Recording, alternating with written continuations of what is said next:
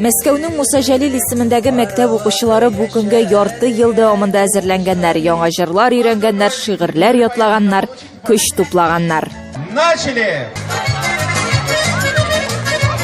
Бау тарту, капчык киеп йөгерү һәм башкалар мәктәп каршындагы спорт мәйданчыгында һәр ярыш төренә дә урын җитәрлек иде.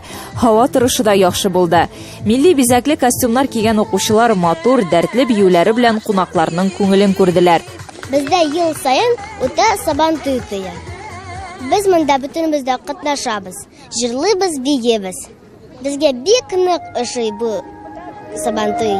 Кашыкка йомырка куеп йөгерү катнашучыларда зур кызыксыну тудырды. Көрәш тә булды.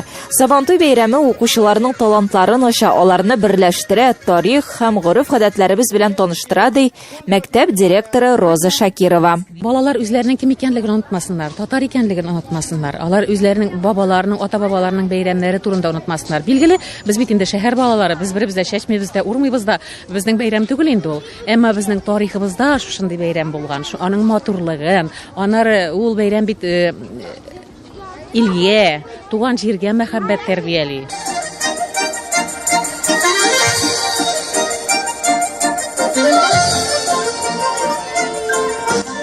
Сабантуйда милли ризыклар да мулдан иде. Аларны балаларның әти-әниләре әзерләгән.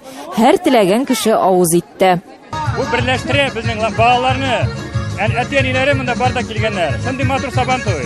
Безнең монда ике балабыз укыды, зур мал укып чыктылар. Хәзер кызыбыз укый. Без монда шатланып киләбез школга и Сабантуйларына. Бәйрәмгә килгән кунаклар арасында төрле милләт вәкилләре. Балалар Сабантуйының музыкаль программасы бу үзенчәлекне исәпкә алып төзелгән. Татар, рус җырлары башкарылды, хәтта казаклар